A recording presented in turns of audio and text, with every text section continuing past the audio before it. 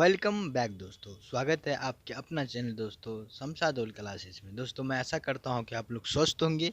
दोस्तों इससे स्वस्थ रहिए, मस्त रहिए, मन लगा के पढ़ते रहिए। दोस्तों मैं फिर से आपके बीच लेकर आया हूं हिंदी का क्वेश्चन आंसर।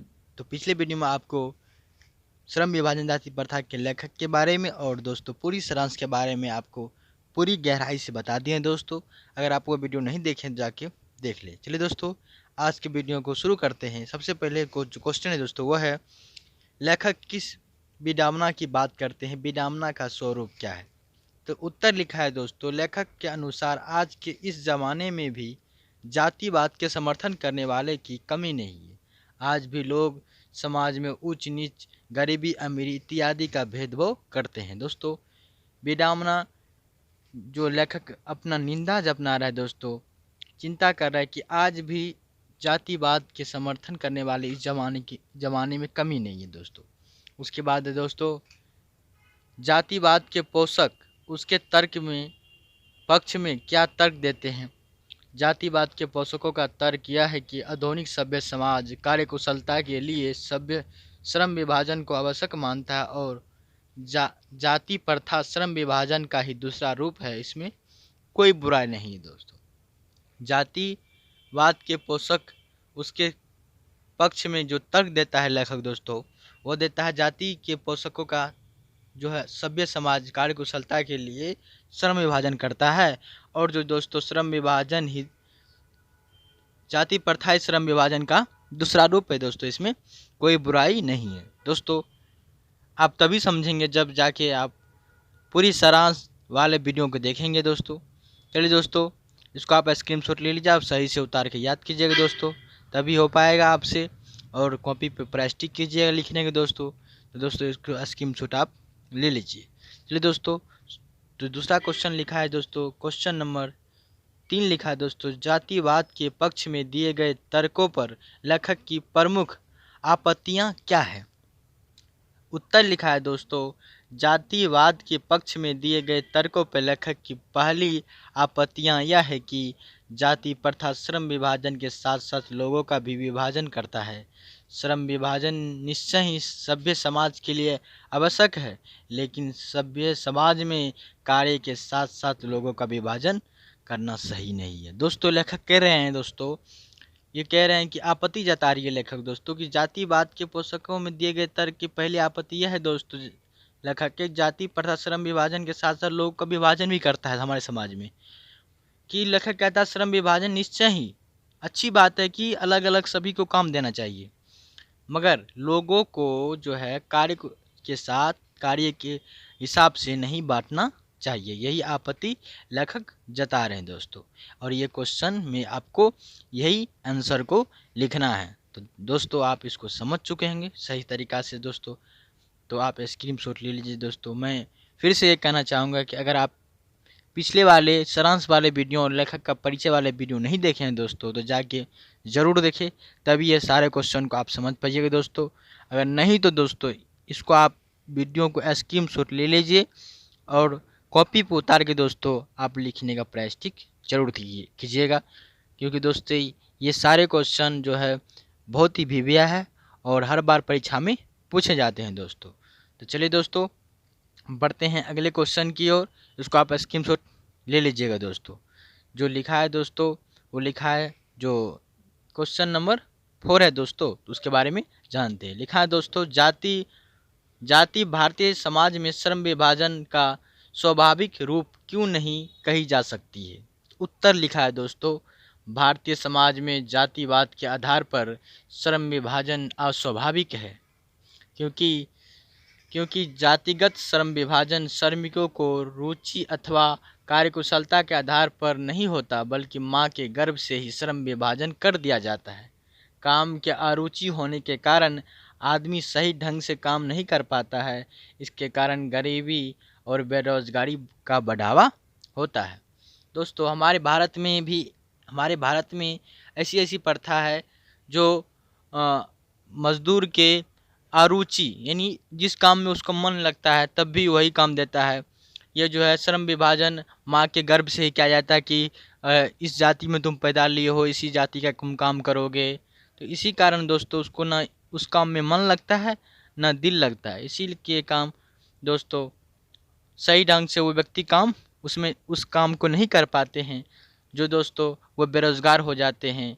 वो बेरोज़गार होने के कारण ज़्यादा गरीब हो जाते हैं दोस्तों, तो कहा जाता है दोस्तों इसके कारण हमारे भारत में जो ये प्रथा चल रहा है दोस्तों, इसी कारण हमारे भारत में गरीबी और बेरोज़गारी का बढ़ावा मिलता है दोस्तों। चलिए दोस्तों आप समझ चुके हैं क्वेश्चन को दोस्तों, इसको अभी आप स्क्रीनशॉट ले लीजिए। बढ़ते हैं दोस्तों अगले क्वेश्चन की ओर। तो दोस्तों क्वेश्चन नंबर जो लिखा है दोस्तों वो लिखा है क्वेश्चन नंबर 5 जो लिखा है दोस्तों, जाति प्रथा भारत में बेरोजगारी का एक प्रमुख और प्रत्येक कारण कैसे बनी हुई है। उत्तर लिखा है दोस्तों, भारत में जाति प्रथा लोगों को कई ऐसे कार्यों को चुनने नहीं देती है जो उनके पूर्वजों ने नहीं की हो। ऐसे ऐसे हमारे समाज में प्रथा है दोस्तों जो पूर्वज जो नहीं किया हो वो नहीं देता है चुनने। जैसे हमारे पूर्वज डॉक्टर नहीं थे, इंजीनियर नहीं थे, तो वो आपको वैसा चुनने का मौका नहीं देता है। लोग अपने पूर्वजों का ही कार्य चुनते हैं, जो पूर्वज पहले चलता आ रहा है वही कार्यों को हम कर सकते हैं दोस्तों। और लोग भी ऐसा प्रथा को ऐसा काम को चुनते हैं जो उनके पूर्वज किए हैं, जिनके कारण भारत में जाति प्रथा बेरोजगारी का प्रमुख और प्रत्येक कारण बनी हुई है दोस्तों। इसी कारण जो दोस्तों है हमारे भारत में बेरोजगारी का प्रमुख और प्रत्यक्ष कारण बनी हुई है दोस्तों। तो आप ये क्वेश्चन को आप समझ गए होंगे दोस्तों।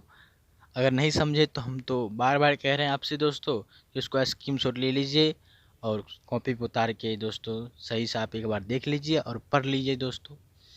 और आपके पास अगर बुक है दोस्तों तो एक बार नहीं एक बार पूरी बुक को आपको पढ़ना ज़रूरी है। आप पढ़ के या समझ के दोस्तों आप क्वेश्चन आंसर बनाइए। और दोस्तों अगर नहीं आपके पास बुक नहीं है, आप सही से नहीं समझ पाते हैं दोस्तों, तो पिछली वीडियो आपको बताया श्रम विभाजन के बारे में पूरी सारांश बताए हैं दोस्तों, तो वह वीडियो को अवश्य देखिए आप, तभी आप इस सारे क्वेश्चन को सही तरीक़ा से दोस्तों हल कर पाएंगे। तो दोस्तों चलिए दोस्तों बढ़ते हैं अगले क्वेश्चन की ओर। क्वेश्चन नंबर जो लिखा है दोस्तों वो 6 है दोस्तों, जो क्वेश्चन नंबर, तो उसके बारे में चलिए सही विस्तार से आज जानते हैं दोस्तों।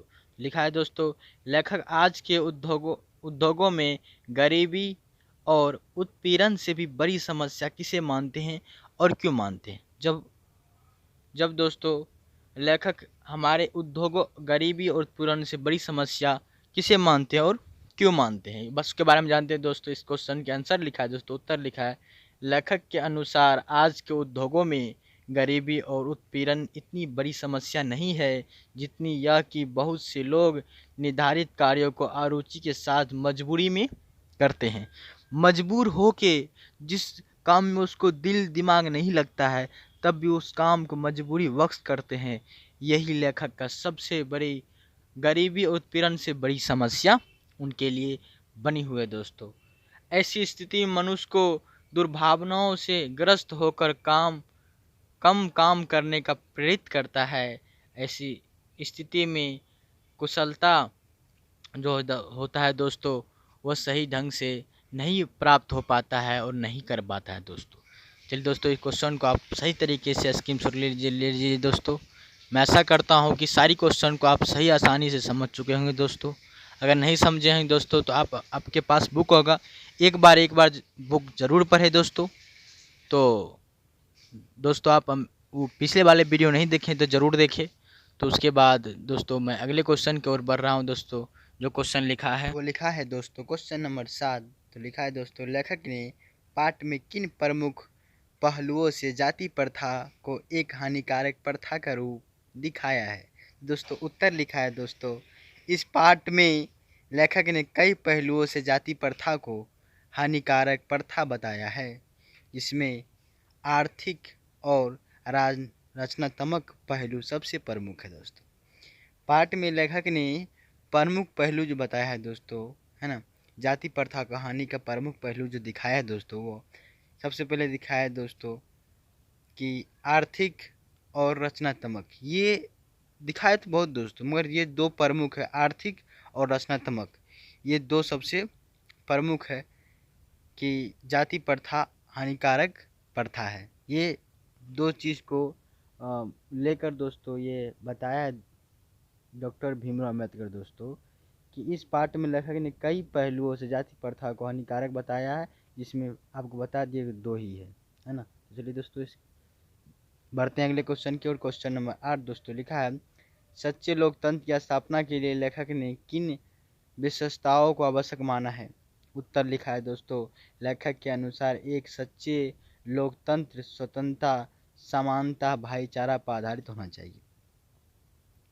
ये तो है दोस्तों सच्चे लोकतंत्र की स्थापना के लिए लेखक जो विशेषता बतलाया है, सबसे पहले विशेषता लेखक बतलाया है कि समाज में सच्चे लोकतंत्र के लिए स्वतंत्रता, समानता, स्वतंत्रता मतलब आज़ादी होना चाहिए सबका, और समानता मतलब सबका समान अधिकार होना चाहिए, और भाईचारा सभी का दोस्ती होना चाहिए, भाव मिलना चाहिए, ये चीज़ आधारित होना चाहिए हमारे समाज में। दूसरे लोगों के बीच दूध और पानी के मिश्रण की तरह भाईचारा होना चाहिए।